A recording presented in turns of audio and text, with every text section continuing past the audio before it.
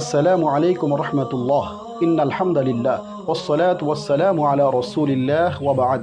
প্রিয় দর্শক, রাসূলুল্লাহ সাল্লাল্লাহু আলাইহি ওয়াসাল্লাম আমাদেরকে একজন আরেকজনের সাথে সুসম্পর্ক বজায় রাখতে আদেশ দিয়েছেন।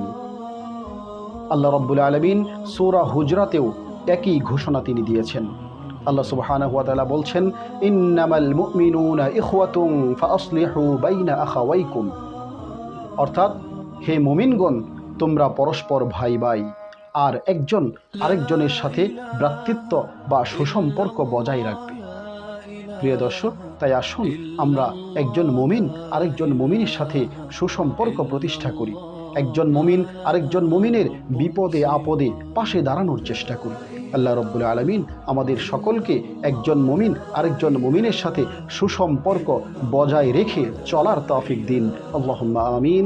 ওয়াসসালামু আলাইকুম ওয়া রাহমাতুল্লাহি ওয়া বারাকাতুহু।